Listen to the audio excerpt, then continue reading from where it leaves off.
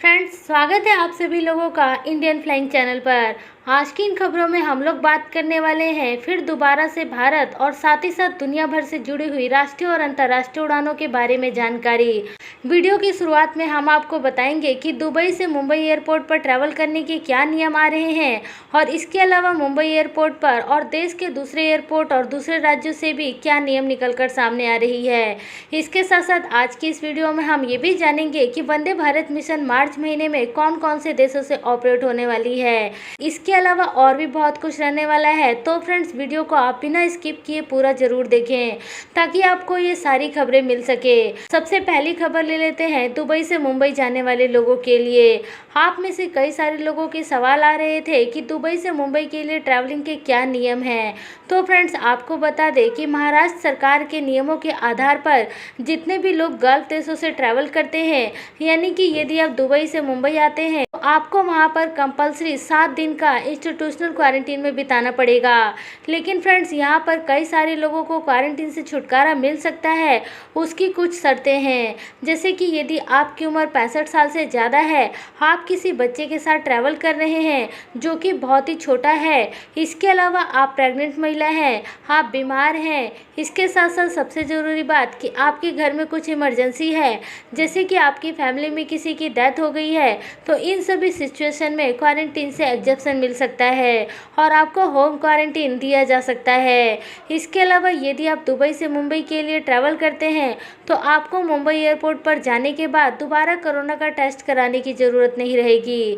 आपको कोरोना का टेस्ट केवल 7वें दिन होटल क्वारंटीन खत्म करने के बाद ही कराना पड़ेगा और यदि 7वें दिन आपका रिपोर्ट नेगेटिव आएगा तो आप घर जा सकते हैं।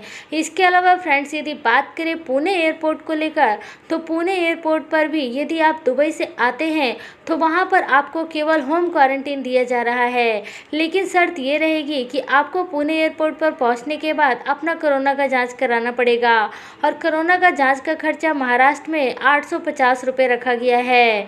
आगे बढ़ते हैं और अगली खबर की जानकारी ले लेते हैं, जो कि आ रही है भारत के 6 राज्य में इस समय पिछले एक सप्ताह में कोरोना के केसेस में काफ़ी ज़्यादा बढ़ोतरी हो रही है, जिसमें कि शामिल है महाराष्ट्र, केरला, पंजाब, कर्नाटका, वेस्ट बंगाल और तेलंगाना।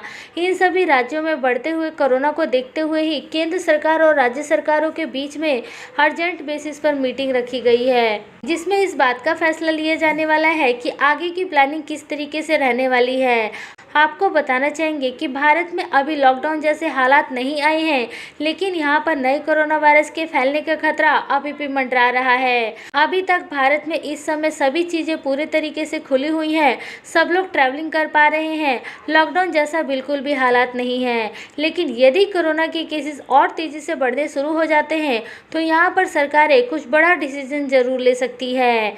आगे चलते हैं और अगली खबर ले लेते हैं यहाँ पर इंडिगो एयरलाइंस की तरफ से। फ्रेंड्स यदि आप आगे आने वाले समय में इंडिगो एयरलाइन से ट्रैवल करने वाले हैं तो आपके लिए ये जानना बहुत ज़रूरी है कि इंडिगो एयरलाइन 10 मार्च से मुंबई एयरपोर्ट के टर्मिनल 1 से चालू हो रही है और अब टर्मिनल 1 से इंडिगो एयरलाइंस अपनी उड़ानों को शुरू करेगी। इंडिगो ने कहा है कि 10 मार्च से उसकी 6E550, 6E5900 सबसेट सीरीज वाली फ्लाइट्स मुंबई इंटरनेशनल एयरपोर्ट के टर्मिनल 1 से आया जाया करेगी। आपको बताना चाहेंगे कि इंडिगो के पास 284 विमान हैं, जिसकी सहायता से वो रोजाना बेसिस पर 1100 फ्लाइटें ऑपरेट करती है। अगली खबर यहाँ पर फ्रेंड्स सऊदी से आ रही है। सऊदी अरेबिया के ऊपर जमाल खशोगी को मारने का इल्ज़ाम लगाया गया है, जिसके बाद अमेरिका की तरफ से सऊदी के 76 नागरिकों के ऊपर वीज़ा का प्रतिबंध लगा दिया गया है। इन 76 नागरिकों के ऊपर जो वीज़ा का प्रतिबंध लगाया गया है ये उनके परिवार वालों पर भी लागू होगा और ये सभी लोग अब अमेरिका ट्रैवल नहीं कर पाएंगे। इसके अलावा इस मर्डर में सऊदी के क्राउन प्रिंस मोहम्मद बिन सलमान का भी नाम शामिल है, जिसके बाद अब ये बात सामने आ रही है कि दोनों देशों के रिश्ते खराब होने वाले हैं, यानी कि जो सऊदी अरेबिया अभी तक अमेरिका के ऊपर निर्भर था, अब इसको लेकर सऊदी अरेबिया की चिंताएं बढ़ने वाली है, क्योंकि नए प्रेसिडेंट जो बाइडेन के आने के बाद सऊदी अरेबिया और अमेरिका के रिश्ते पहले जैसे नहीं रहे। अगली खबर जानने से पहले फ्रेंड्स, यदि आपने अभी तक वीडियो को लाइक नहीं किया है तो प्लीज़ लाइक ज़रूर कर दें। आपका लाइक ही हमारे लिए मोटिवेशन का काम करता है। यहाँ पर नेक्स्ट अपडेट जो आ रही है वो उत्तर प्रदेश से आ रही है। आपको बता दें कि उत्तर प्रदेश में एक और अंतर्राष्ट्रीय एयरपोर्ट के बनाने की मंजूरी मिल गई है। ये अंतर्राष्ट्रीय एयरपोर्ट अयोध्या में बनने वाला है।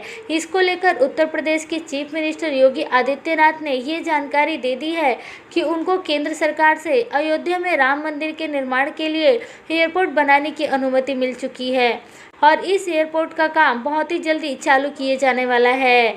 यहाँ पर केंद्र सरकार की तरफ से 250 करोड़ रुपए और उत्तर प्रदेश की सरकार ने पहले ही 1000 करोड़ रुपए इस एयरपोर्ट के निर्माण कार्य वहाँ की लैंड एक्विजिशन के लिए मंजूरी दे दी है। अगली खबर यहाँ पर आ रही है फ्रेंड्स, भारत में कोरोना वायरस की वैक्सीन को लेकर।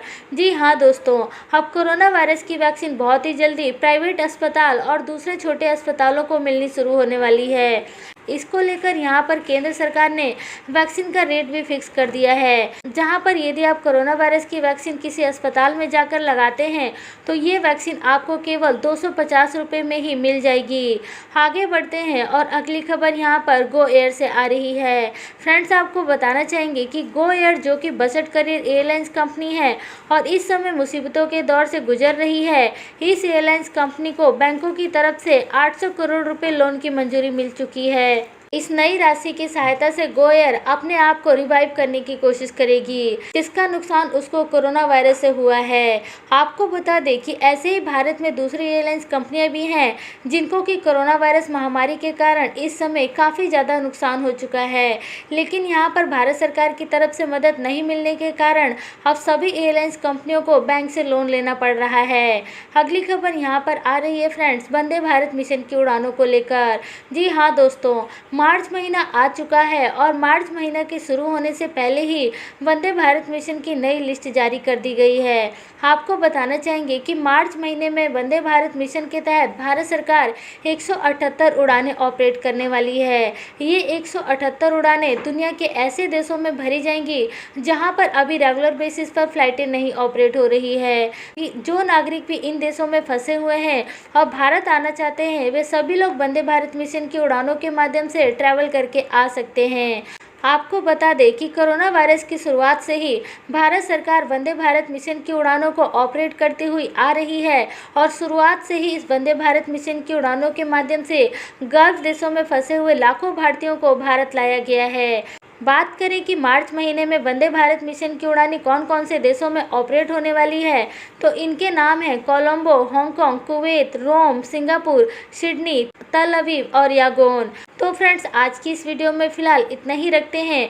उम्मीद है कि आपको हमारे द्वारा दी गई जानकारी अच्छी लगी होगी। यदि आपको वीडियो काम की लगी है, इन्फॉर्मेटिव लगी है, तो वीडियो को ज़रूर लाइक करें और चैनल को यदि आपने अभी तक सब्सक्राइब नहीं किया है तो प्लीज़ सब्सक्राइब करके दूसरे लोगों तक ज़रूर शेयर कर दें।